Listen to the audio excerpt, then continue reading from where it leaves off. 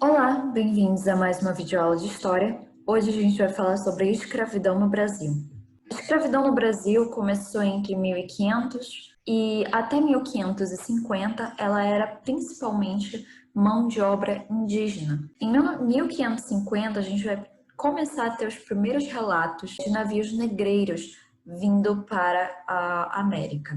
Então, a mão de obra era indígena e inicialmente eles não foram diretamente escravizados, eles foram explorados pelos portugueses por meio do escambo, né? Então, os portugueses eles davam bugigangas para os indígenas e os indígenas eles faziam esse serviço de retirar o pau-brasil e levar para as caravanas portuguesas. Só mais tarde que os indígenas começam a ser realmente escravizados. Foi no período do governo geral de Tomé de Souza que os jesuítas começam a vir para o Brasil com a missão de evangelizar os indígenas.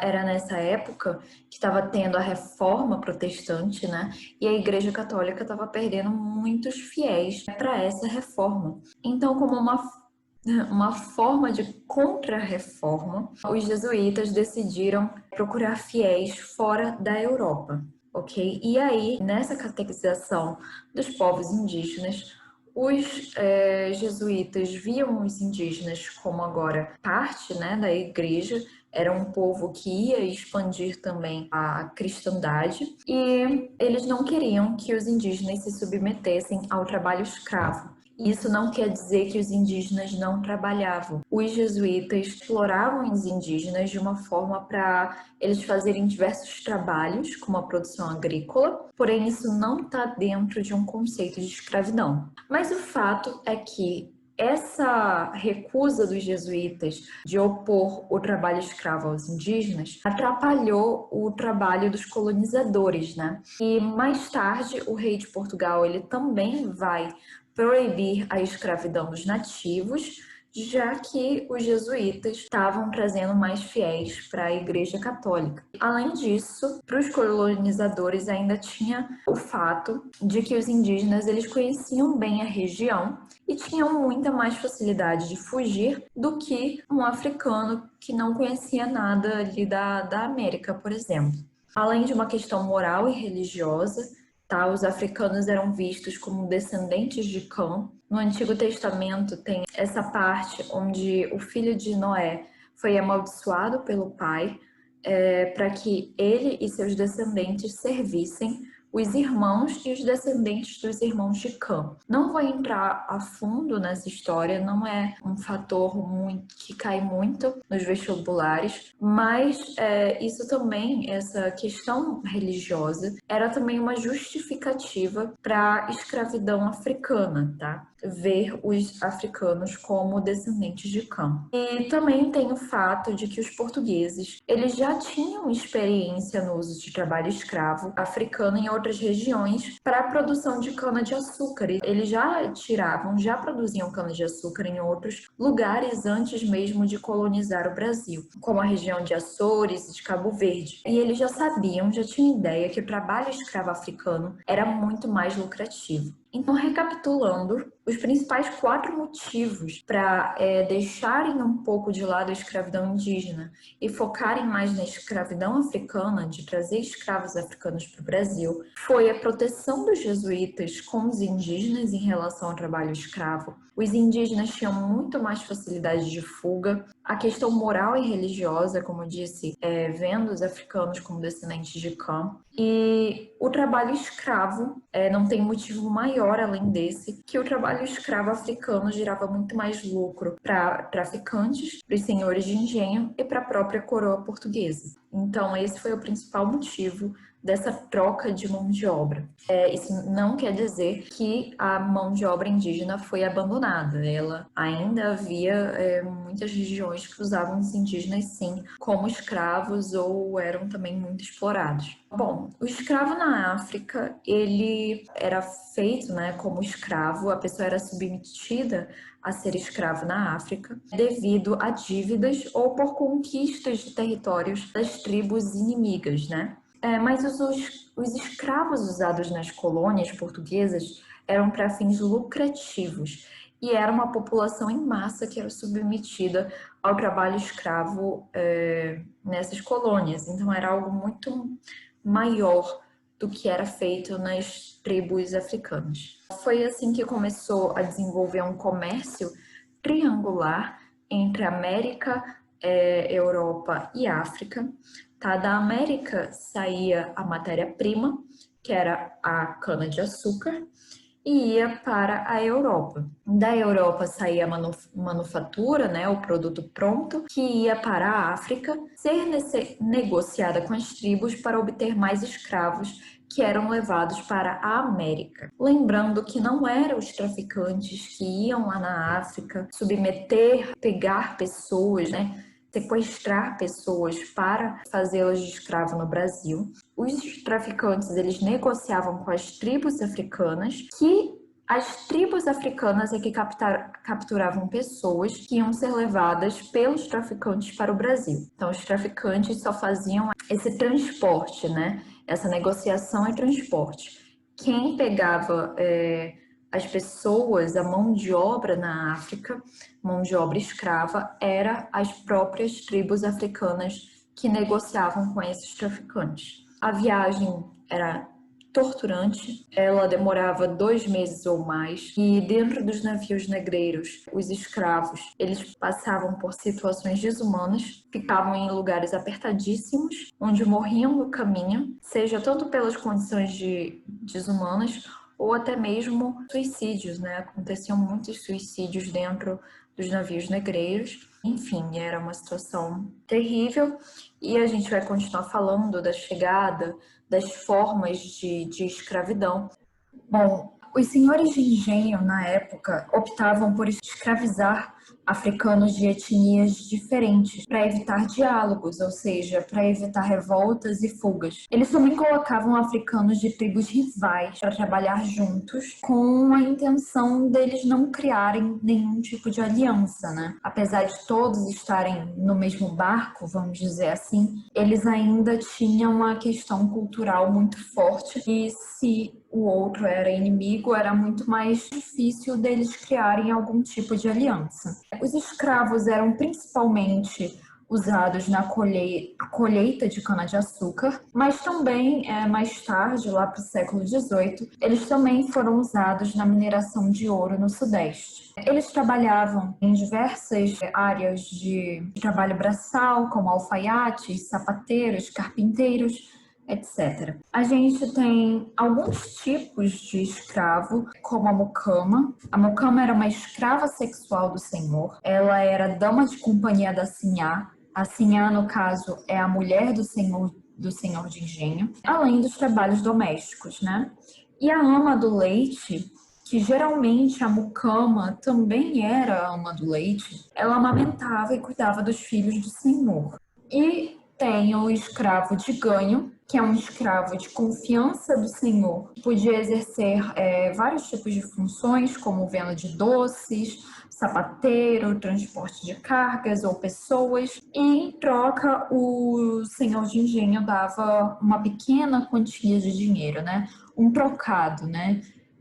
Não se pode de maneira nenhuma dizer que era um salário, já que era uma quantidade muito miserável. Temos o capitão do mato, que geralmente eram homens livres e pobres de origem africana, né? Geralmente ex-escravos também, que prestavam serviço para as fazendas para evitar fugas de outros escravos. Era mais comum no século XIX, mas os escravos podiam conseguir sua alforria. A alforria é o direito de liberdade, que podia ser ganho de 2 jeitos: pagando. A pessoa pagava em prestações, geralmente adquiridos pelos escravos de ganho. Então, muitos escravos de ganho conseguiam a sua alforria e depois podiam virar capitães do mato. E também tinha a alforria gratuita cedida pelo senhor a um escravo de sua confiança. Geralmente, o senhor cedia a esse escravo uma alforria e esse escravo prometia continuar fazendo alguns serviços para o senhor de engenho em troca vamos dizer, da sua liberdade, né? A senzala era o espaço que os escravos viviam e a senzala geralmente ficava bem pertinho, como a gente vê nessa imagem, perto da casa do senhor de engenho, para que ele pudesse ter visão de todo mundo, né? É uma forma de dominação. E os escravos, eles eram acorrentados na hora de dormir para evitar as fugas à noite e a expectativa de vida era de no máximo 40 anos. Era muito difícil passarem dessa idade.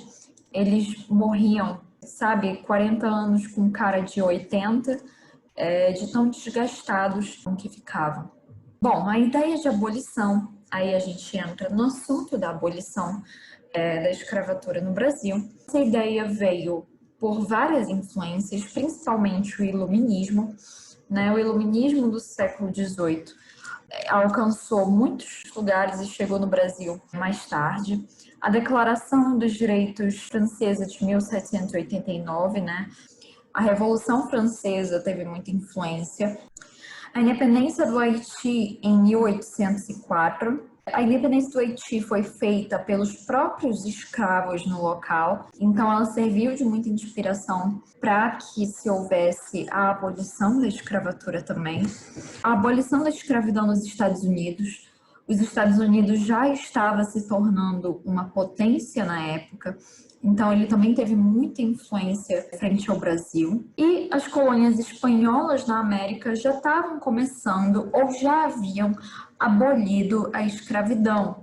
O Brasil estava sendo um dos poucos países a continuar com o sistema de trabalho escravo. Mas o Brasil se atrasou nesse processo, porque ele era também industrialmente atrasado e tinha uma economia ainda agroexportadora, baseada na monocultura, era uma coisa muito arcaica ainda. E a aristocracia rural escravista ainda tinha uma influência muito grande, né? Os senhores de engenho tinham uma influência muito grande, essa elite rural. E a economia cafeicultora era ascendente no Brasil, estava cada vez mais crescendo a economia cafeicultora e ela era dependente do trabalho escravo. Por isso, a coroa portuguesa atrasou esse processo de abolição. Bom, os motivos para ter que abolir, apesar desse atraso todo. Houve muitas revoltas no Brasil, tá? Os escravos não foram, vamos dizer, não foram pacíficos frente à escravidão, eles não simplesmente aceitaram a condição deles. Houve sim muitas revoltas, mas a abolição veio principalmente por causa de um movimento elitista liberal, que ia contra a aristocracia, e não por causa dos escravos em si. Havia essa elite liberal que era interessada na industrialização do Brasil, mas para que houvesse industrialização, tinha que ver a abolição da escravatura para que o mercado consumidor aumentasse, né? O escravo, ele também viraria um trabalhador assalariado que ia usar o salário dele para comprar mercadoria. Então, ia aumentar o giro de capital no país, né? E melhorando a industrialização, consequentemente. Também teve a necessidade de especialização de mão de obra e frente a ainda existir a escravidão e essa necessidade, veio muitos imigrantes italianos e alemães para trabalhar nas lavouras de café, já que eles precisavam de uma mão de obra mais especializada. E em 1865 teve a Guerra do Paraguai e o exército brasileiro precisava ser melhorado, aumentado. E para a formação desse exército, houveram voluntários da pátria, que era basicamente os escravos que se alistavam para depois ganharem a liberdade, como prometiam para aqueles que se alistassem. O exército virou um grande defensor da abolição pelo grande número de escravos, de ex-escravos, né, inseridos nele. Então, para o caminho da abolição, iniciou um processo de leis. A primeira lei que surgiu não foi uma lei brasileira, foi uma lei inglesa, a Bill Arbidin, que em 1845 definia que a Marinha Britânica podia confiscar navios trazendo escravos da África para as Américas. Isso não abolia a escravidão, mas agora dificultou o processo de entrega, né, de transporte desses escravos. A Lei Eusébio de Queiroz, mais tarde, em 1850, já foi uma lei brasileira que proibia o comércio de escravos da África para o Brasil, ok? Isso tornou o tráfico negreiro ilegal, porém diminuiu, mas não deixou de existir. E mais tarde teve a Lei do Ventre Livre, onde filhos de escravos nascidos a partir da promulgação da lei estavam livres, mas ficariam sob tutela do senhor, né? Então, os pais da criança ainda eram escravos, a criança recém-nascida já estaria livre, mas ela não podia simplesmente viver livremente, né? Ela tinha que viver com os pais ou sobre a tutela do senhor. E também teve a lei do sexagenário, onde escravos que atingissem 60 anos adquiriam o direito de comprar a liberdade, trabalhando por mais 5 anos. Então, como eu disse antes, a expectativa de vida dos escravos era no máximo de 40 anos. Os escravos que viviam até 60 ainda teriam que viver mais 5 anos para conseguir a sua liberdade, o que era muito difícil de acontecer. E aí, em 1888, finalmente foi criada a Lei Áurea, tá? Essa lei é aprovada pelo parlamento e assinada pela Princesa Isabel, que está aqui nessa imagem, e garantia a liberdade definitiva de mais 700 mil escravos que ainda se encontravam em cativeiro no Brasil. Lembrando que não foi por boa vontade da Princesa Isabel, não a vejam como essa heroína. Foi tudo uma questão política, né, de pressão do movimento liberal republicano, da pressão dos países, né, da pressão externa de outros países que queriam que o Brasil abolisse a escravatura e todos aqueles outros motivos de necessidade de industrialização, aumento do mercado consumidor, que fizeram com que a escravatura fosse abolida. E depois da abolição, a aristocracia rural ela parou de apoiar o império, né? Obviamente, já que eles perderam uma boa mão de obra gratuita, e o país não estava preparado para a quantidade de ex-escravos livres. Esses ex-escravos tiveram muita dificuldade de entrar no mercado de trabalho, já que não tinham a mínima educação, não tinham especialização e ainda tinha um pensamento racista dentro da sociedade em relação à população negra, né? Aquele darwinismo social, onde acreditava-se que o homem e a mulher negra eram menos desenvolvidos e que só iam atrapalhar para o desenvolvimento da sociedade brasileira.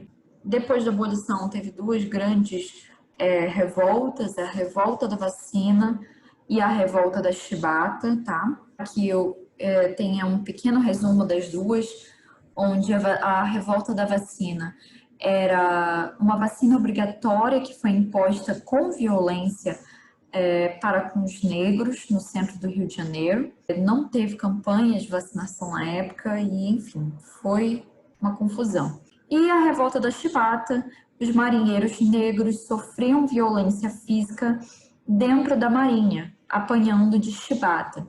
E eles se revoltaram contra isso também. E, enfim, essa foi a aula, espero ter ajudado. Bons estudos!